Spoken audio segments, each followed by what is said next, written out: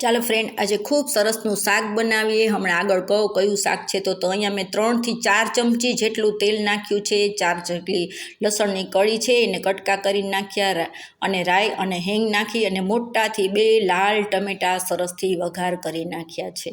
અને ખૂબ જ સરસ શાક બને છે. તો હવે ફાઇનલી આપણે એમાં ચડવા પૂરતું ટમેટાનો જે છે એટલું જ એમાં મીઠું નાખવાનું છે.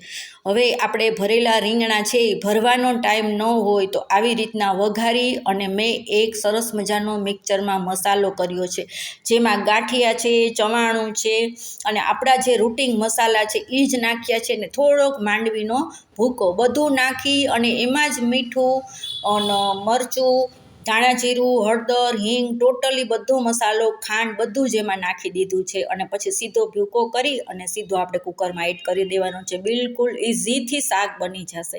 ફાઇનલી ઉપર આપણે ટોપરું નાખી દઈશું, ઓપ્શનમાં છે, ન નાખવું હોય તો પણ ચાલે, પણ શાક ખૂબ સરસ થાય છે. ભરવાની ઝંઝટ વગર અને 10 જ મિનિટમાં રેડી થઈ જાય એવું શાક છે. ગમે તો લાઈક જરૂર કરજો.